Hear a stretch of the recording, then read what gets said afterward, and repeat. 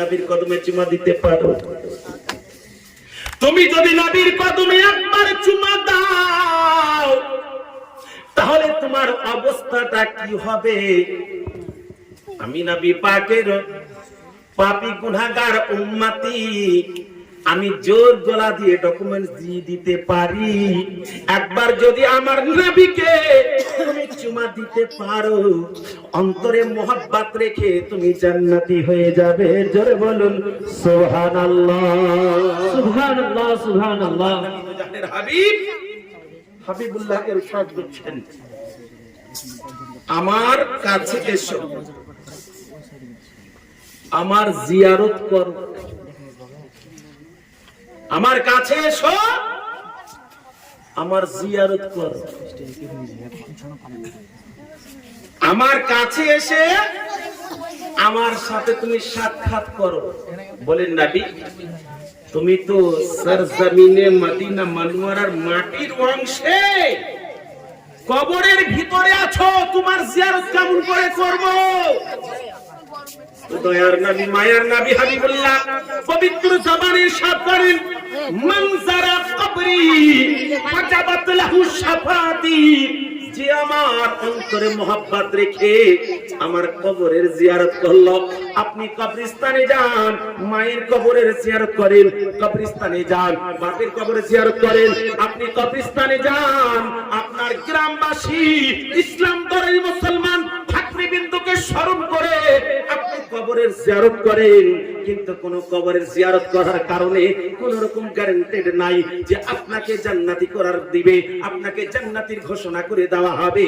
কিন্তু দয়ার নবী মায়ার নবী হাবিবুল্লাহ পবিত্র জবানে ইরশাদ করেন, শোনো শোনো, আজকে দুনিয়ার মানুষ আলাপ আলোচনা করে বলে আমি নবীর সময় যদি জন্ম নিতাম, সেই সময়তে নবীকে দেখতাম, নবীর সাহাবীকে দেখতাম, আমি নবী পাকের পেছনে নামাজ পড়তাম, সাহাবীর সাথে সাক্ষাৎ করতাম, আমার ভাগ্য ভালো হতো।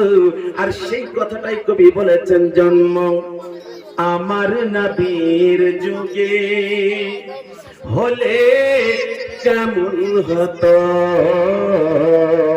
জন্ম আমার নবীর যুগে হলে কেমন হতো, তো নয়নে রাসূল পাক দেখিলে কেমন হতো, তো নয়নে রাসূল পাক দেখিলে কেমন হতো, জন্ম আমার নবীর যুগে হলে কেমন হতো।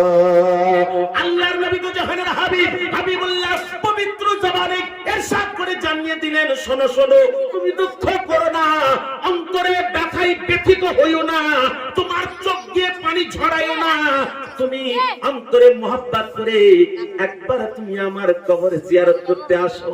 যদি একবার আমার কবরে জিয়ারত করে নিয়েছো, অন্তরে যদি তোমার মোহাব্বত থেকে যায়, তো আমি রাসূলুল্লাহ বলে দিলাম, মান যারা কবরি ওয়াজাবাত লাহু শাফাতি, যে আমার কবরে জিয়ারত করবে অন্তরে মোহাব্বত রেখে, আমি রাসূলুল্লাহ তাকে শাফাত করে জান্নাতে নিয়ে চলে যাব। জোরে বলুন মোহাব্বত ভরা ভালোবাসা, আর একবার জোরে বলুন সুবহানাল্লাহ। আব্বা আমার, বাবা আমার, ভাই আমার, এখন আসামের বক্তা আপনাদের সম্মুখে সে হাজির হবে, অন্তর ভরা মোহাব্বত নিয়ে আপনারা আলোচনা শুনবেন। যে কথাটা, যে গজলটা আপনাকে প্রথমে দিয়েছিলাম, পাইলে নিরালাই নবীর কদমে চুমা, এই নবীর কদমে চুমার কথাটা আলোচনার জন্য আমার নবী পাকের রওজায়ে আনোয়ারের কথা চলে এলো। আমার নবী পাকের রওজায়ে আনোয়ারে চলে যাও আর কদম মোবারকে চুমা দিয়ে দাও। আমার নবী বলছে, শোনো, তুমি যদি আমার কদম মুবারকে দিয়ে এসে তুমি একবার আমার রওজায়ে আনোয়ারে চুমা দিয়ে দাও, আমি রাসূলুল্লাহ আমার কদমে তোমার চুমা দেওয়া হয়ে গেল। আর আমার কদমে চুমা দিতে গেলে আমি রাসূলুল্লাহ তোমাকে শাফাত করে জান্নাতে নিয়ে যাব। জোরে বলুন সুবহানাল্লাহ। আব্বা জান আমার, বাপ জান আমার, ভাই জান আমার, আজকে আমার সেলিম সাহেব দুনিয়া থেকে বিদায় নিয়ে চলে গেছে। জানি না হায়াত মউতের মালিক আগামী বছর আসতে পাবো কিনা, তবে আল্লাহ পাক যদি হায়াতে বেঁচে রাখে, তাদের যদি ডাক পড়ে যেখানেই থাকি না কেন এসে হাজির হব। অন্তরে মোহাব্বত রাখুন আল্লাহ পাকের প্যারা রাসূলের এহান বাপ সেলিম সাহেব চলে গেছে, তার রুহের মাগফিরাতের জন্য আপনারা সবাই এসেছেন, আমরা সবাই এসেছি, আসাম থেকে বক্তা এসে হাজির হয়েছে।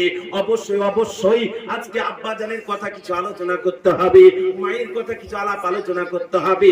যে সন্তান মাকে ভুলে নাই, যে সন্তান বাপকে ভুলে নাই, ও সন্তান যদি নামাজ না থাকে, রোজা না থাকে, হজ যদি না থাকে, যাকাত যদি না থাকে, খারাজ যদি না থাকে, সাদকা যদি না থাকে, ফিতরা যদি না থাকে, আমার আল্লাহ পাক রব্বুল ইজ্জত জাল্লা শানু বলেন, নামাজ পড়ো আমার জন্য, রোজা করো আমার জন্য, হজ করো আমার জন্য, যাকাত দাও আমার জন্য। আমি আল্লাহ ইচ্ছা যদি করি তোমার সব গুনাহকে maaf করে দেব, তোমার মা বাপকে ভালোবাসার কারণে। তাই আব্বা জান আমার, বাপ জান আমার, ভাই জান আমার, মা জননীকে কোনোদিন ভুলে যাবেন না, আব্বা জানকে কোনোদিন ভুলে যাবেন না। ও মা বাপকে ভুলে যেতে গেলে নামাজ রোজা হজ যাকাত যতই করেন, মাওলানা সাবির আলীর মতন যতই বক্তব্য দেন, কোন রকম কিছুই কাজে লাগবে না। যার জন্য বলবো বাপ আমার, ভাই আমার, সব কিছু আলাদা জিনিস, মা বাপের সেবা হচ্ছে আলাদা জিনিস। আল্লাহর কোরআন সংবিধান আওয়াজ দেয়, ওয়াবিল ওয়ালিদাইনি ইহসানা, মা বাপের সাথে সদ্ব্যবহার করো, মা বাপকে তুমি অন্তরে গেঁথে নাও, আমার নবীকে তুমি পরে গাঁথবে। কারণ হচ্ছে একটাই, তোমার মা বাপকে ত্যাগ করে দিয়েছো, মা বাপকে মেরেছো, মা বাপকে জ্বালিয়েছো, আর নবীর রওজায়ে আনোয়ারকে তুমি যদি যাও, নবীকে যদি তুমি ভালোবাসো, এই ভালোবাসা কার্যকারী হবে না।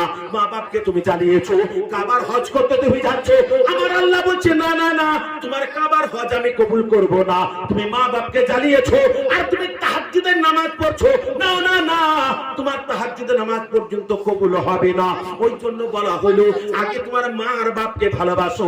মা বাপের ভালোবাসা যদি অন্তরে গাঁথা হয়ে যায়, আল্লাহ যদি কবুল করে নাই, নামাজ রোজা হজ যাকাত দান খারাজ সাদকা ফিতরা যদি না থাকে, আমার আল্লাহ গফুর রহিম, ওগুলো maaf করে দিতে পারেন। কিন্তু ওয়াবিল ওয়ালিদাইনি ইহসানা, মা বাপের সাথে সৎ ব্যবহার করো।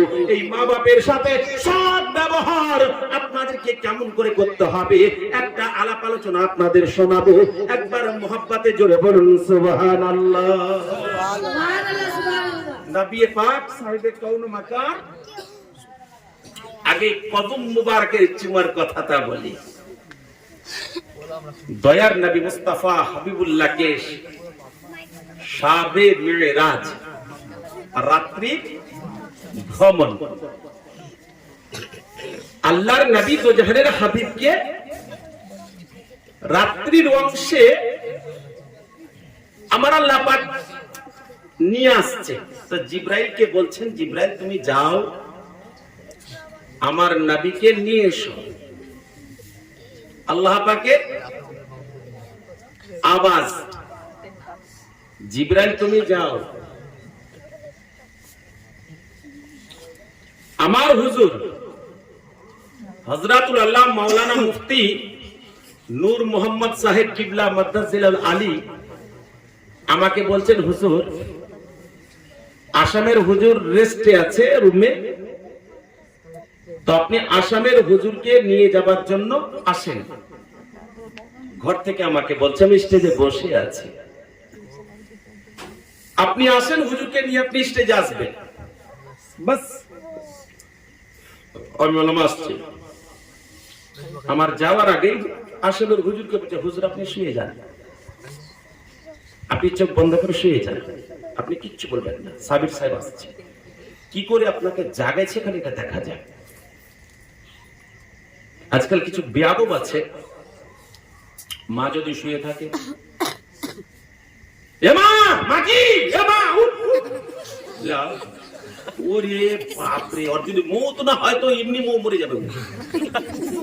আচুক্কা বলছে কোন বেটাকে হোক, বেটিকে হোক, স্বামীকে হোক। ওই আমাদের গ্রামের একটা লোক আছে বলে, তার নাম তাইম, তাইমকে সবাই চিনেন। তাইমের স্ত্রী বলে ওকে উঠে তো না। আর যদি নতুন নতুন বিয়ে হওয়ার পরে জানতো না উঠেতে গেছে, ওহে ছেলে তো হয়নি, যে ছেলের নাম নিবে, এই জাবিরের বাপ উঠো, তো যে ওহে জাহানা ওহে বলে আছে, মানে ঘুমেছে আর খালি ওকে বলেছে ওহে উঠো, খালি ওহে বলে আছে। আর এক দাসিং কি 10 হাত দূরে পড়েছে। বলছে কোন স্বামীকে বিয়া করলাম কি যাক ফুল সবই গেল, নতুন বহু এক কিল খেয়ে নিলাম। তখন এখন আর শাশুড়ি দেখেছে বহু তো মূল্য, তাড়াতাড়ি বহুকে উঠে বুঝে দিয়ে ওই এইভাবে উঠেন, আমার বেটার অভ্যাস খারাপ, ওকে যে উঠায় সে দূর থেকে উঠায় বলে কেমন করে, না তো বাঁশ দিয়ে উঠায় বলে। এই ভাই ভাই কেমন হায় হে এরকম করতেন নাকি? বলছে ভাই বললেন না, কত যে কিল খেয়ে আছে আপনার ভাবি, এক একটা ওরকম হয়। তো এরকম করে বাঁশ দিয়ে দূর থেকে উঠাতে হয়, বাঁশ এরকম করে ঘুরে মেরেছে, তো ওই বাঁশকেও এক এক কিল খেতে হয়েছে। তো বাঁশকে কিল মেরে তার কিছু হবে না, ওর ঘুমটা ভেঙে গেছে। তো ঘুমাবার কিছু নিয়ম আছে, আবার ঘুম থেকে মানুষকে উঠাবার কিছু নিয়ম আছে। হয় মাথার যদি বড় মানুষ হয় কিংবা ছোট, এই আপনার ইচ্ছার উপর নির্ভর করে। এই কপালটাকে নাড়তে হয় আস্তে আস্তে দিয়ে, আওয়াজ একটু হালকা করে, বাবু বাবু কি আব্বা কি ওগো, ওগো উঠো, ওগো মানে বুঝতে পারছেন তো, ওগো মানে স্বামী, ওগো মানে স্বামী, ওগো ওগো তোর চোখ খুলবে। আমরা তো সেই রাত জাগা মানুষ, সারা রাত থাকি, সকালে যাই ঘুমাই, তো সকাল বেলাতে ফজর নামাজ পড়ে আবার যখন ঘুমাই, কেউ যখন বলে ও হুজুর, তখন মনে হচ্ছে হুজুর তোর হুজুর একবার চোখ খুলছি তো চোখ খুলে না গো, টেনে ধরিয়াছে মানে এত সারা রাত জাগা কষ্ট। 3 ঘন্টা মোটরসাইকেল চালিয়ে গেছি, আবার 3 ঘন্টা বক্তব্য রেখেছি, আবার 3 ঘন্টা মোটরসাইকেল চালিয়ে এলাম, নামাজ পড়ি আবার ঘুমিয়েছি। তো মানুষকে উঠাবার নিয়ম হয় মাথা, আর না হয় গায়ে কিংবা পাকে, উঠো বাবু, যেটা সম্বন্ধে লাগে সেটা, আব্বা যদি হয় মা যদি হয় এরকম ভাবে। তার জন্য তা তোলায় উঠি উঠনাটি না, খবরদার জোরে চেঁচাবে না। আচমকা যদি তার হার্ট অ্যাটাক হয়ে যায়, ওই জন্য বলছে ঘুমের অবস্থাতে দেখতে পারেন না, কলকাতা মাক্কা বোম্বাই চলে গেছি, কত জি মায়া লোকের কাছে, আর কত নায়ক নায়কের সাথে, আর কত কি যে করে পারেছে, চোখ খুঁজি তো বুঝি যা এই তো এইখানে আছে। তো আপনার আত্মা থাকে না। আর নৌবন নিষ্ফল মৌত, নিদ্রা অর্ধেক মৃত্যু বলা হয়েছে। ভাই আমার, বাবা আমার, তো হুজুর বলছে যে সাবির সাহেব আপনি আসুন, আসাম বাবুকে উঠান, আপনি নিয়ে আসেন। আর আসাম বাবুকে হুজুর বলছে হুজুর আপনি শুয়ে যান, সাবির সাহেবের আদব কায়দা দেখবো কেমন করে আপনাকে উঠেছে। আমার আল্লাহ পাক রব্বুল ইজ্জত জাল্লা শানহু বলে জিবরাইল আমার নবীকে নিয়ে এসো, আর আমার নবীকে আল্লাহ বলে নবী তুমি শুয়ে যাও। দয়ার নবী মুস্তাফা হাবিবুল্লাহ চাদর গায়ে দিয়ে চুপ করে যেন শুয়ে আছে। আমার নবী বলছেন আমি কোনোদিন ঘুমাই না, আমার চোখ দুটো বন্ধ থাকে, আমার সব সময়তে জেগে আছে। জোরে সুবহানাল্লাহ। নবী আমার ঘুমান না। আব্বা আমার, বাবা আমার, ভাই আমার, তো জিবরাইল কাছে গিয়ে চিন্তা করতে লাগলো, আল্লাহ কি করে তোলাবো, কি করে, নবী তো শুয়ে আছে কি করে তোলাবো। আমি যে চিন্তা করছি হুজুরকে কি করে তোলাবো, হুজুর তো আনতে বলেন কি করে তোলাবো। পায়ে হাত দিয়ে কিংবা কপালে হাত দিয়ে হুজুরকে উঠাবো, এটা তো আমাদের নিয়ম। আহা, কিন্তু জিবরাইল ফেরেশতা চিন্তায় ভাবনায় পড়ে গেছে, আমার নবীকে আমি কেমন করে ঘুম থেকে জাগাবো, কেমন করে জাগাবো। আমরা তো জাগিয়ে দিতাম, কিন্তু উনি ভাবছেন কেমন করে জাগাবো। যদি আমি পায়ে হাত দিয়ে দিই বেয়াদব হয়ে যেতে পারে, নবীর আরামে যদি ব্যাঘাত ঘটে যায়, তাহলে হয়তো আমার কোন রকম অসুবিধা ঘটে যেতে পারে। তাই আমি কি করব, আমি মাথায় যদি হাত দিই তবুও বেয়াদবি হয়ে যেতে পারে, পায়ে হাত দিই তবুও বেয়াদবি হয়ে যেতে পারে। আমার নবীকে আমি কেমন করে জাগাবো। যখন কোনো উপায় পেল না, আল্লাহ পাকের দরবারে আবার হাজির, আল্লাহ তোমার নবী শুয়ে আছে কেমন করে জাগাবো। আরে আকুল কা আন্ধা, আমার নবীকে তারা চিনতে পারলো না, জানতে পারলো না, বুঝতে পারলো না, নিজের বড় ভাইয়ের মতন সম্মান দিতে হবে। জিবরাইল আল্লাহ পাকের ফেরেশতা মুআল্লিমুল মালায়েকা যাকে বলা হয়, আমার নবী চোখ বন্ধ করে আছেন তো উঠাতে পারেন না, কেমন করে নবীকে উঠাবো? তাই আল্লাহ পাকের দরবারে আবার গিয়ে হাজির হয়ে গেল, আল্লাহ আমি কেমন করে তোমার নবীকে উঠাবো, তুমি একবার বলে দাও, আমার কোন রকম জ্ঞান নাই যে আমি তাকে উঠাবো কি এমন করে।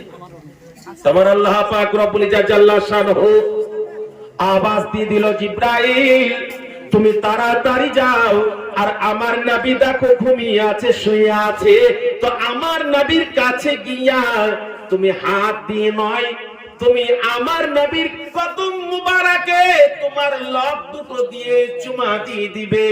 ওটাকেই যেন ভাষায় আলোচনা করে বলে কব্বিল কাদামাইহে, আমার নবী পাকের দুই কদমে তুমি চুমা দিয়ে দাও। জোরে সুবহানাল্লাহ। দুই কদমে চুমা দিয়ে দাও। হাত দিয়ে জাগাতে পারবে না, আওয়াজ দিয়ে জাগাতে পারবে না, আমার নবীকে তুমি চুমা দিয়ে জাগাও। তাই হযরতে জিবরাইল আলাইহিস সালাম আল্লাহ পাকের প্রিয় রাসূল সাল্লাল্লাহু তাআলা আলাইহি ওয়াসাল্লামের দুই কদম তলাতে এই লব দুটো দিয়ে একটা চুমা, দুই কদমে চুমা খাবো, চরণ ধুলি মাখবো গায়। জোরে বলুন সুবহানাল্লাহ। আল্লাহর ফেরেশতা চুমা দিয়ে আমার নবীকে জাগালেন, তো নবী আমার চোখ খুলে বলছে, জিবরাইল ব্যাপারটা কি? জোরে সুবহানাল্লাহ। তাহলে আল্লাহ পাকের ফেরেশতা হযরতে জিবরাইল আলাইহিস সালামের আদব দেখলেন নবীর প্রতি, নবীর কদম মুবারকে চুমা দিয়ে নবীকে উঠালেন। তাই কবি জায়গাতেও আলোচনা করে বলেন, দুই কদমে চুমা খাবো, চরণ ধুলি মাখবো গায়ে। একবার যদি নবী পাকের কদম মুবারকে চুমা দিয়ে আসতে পারেন মদিনা মুনাওয়ারা গিয়ে, আর নবী পাকের রওজায়ে আনোয়ারের কদম মুবারকের দিকে একবার হাতটাকে ফিরে যদি মদিনা মুনাওয়ারার মাটি একবার চোখে মুখে লাগাতে পারেন, আল্লাহ তাবারাক ওয়া তাআলার জান্নাত আপনার জন্য একবারে খরচ হয়ে যাবে। জোরে বলুন সুবহানাল্লাহ, সুবহানাল্লাহ। ভাই আমার, আল্লাহর কোরআন ও সংবিধান থেকে পড়েছিলাম, কুল হে রাসূল ইন কুনতুম তুহিব্বুনাল্লাহ, নবী তুমি বলে দাও তাদেরকে যারা আমাকে পেতে চায়, ভালোবাসতে চায়, তো নবী তাদেরকে শুনিয়ে দাও তুমি ফাত্তাবিউনি, ইত্তেবা করো আমার, ইউহিব্বুকুমুল্লাহ, আল্লাহ তোমাকে ভালোবাসবে। জোরে বলো সুবহানাল্লাহ, সুবহানাল্লাহ। ওয়া ইয়াগফির লাকুম যুনুবাকুম ওয়াল্লাহু গফুরুর রহিম। আমার নবীর ইশক মোহাব্বতে তুমি দিওয়ানা হয়ে গেছো, দিওয়ানি হয়ে গেছো, যার কারণে আমার আল্লাহ খুশি হয়ে তোমার জানা অজানা ছোট বড় যত গুনাহ আছে সমস্ত গুনাহকে আমার আল্লাহ মাফ করে দিবে। জোরে বলুন সুবহানাল্লাহ, সুবহানাল্লাহ, সুবহানাল্লাহ। হুজুর আছে, নারে তাকবীর, আল্লাহু আকবার, নারে রিসালাত, রাসূলুল্লাহ, আমার হুজুর আসাম সাহেব, আমার হুজুর আসামি সাহেব, নারে তাকবীর, নারে রিসালাত, ইয়া রাসূলুল্লাহ, ইয়া রাসূলুল্লাহ। একবার আসামের চমচম রসগোল্লা ইনশাআল্লাহ আপনারা জান ভরে খাবেন। আল্লাহ তাবারাক ওয়া তাআলা যেন তিনার কথায় আলাপ আলোচনায় গ্রামবাসী এত মুগ্ধ যাবার দ্বিতীয়বার এই জায়গাতে এসেছেন, ইনশাআল্লাহ তৃতীয়বার এলেন কি এলেন, আল্লাহ তাবারাক ওয়া তাআলা তার হায়াতকে যেন দীর্ঘজীবী করে। বলুন আল্লাহুম্মা আমিন।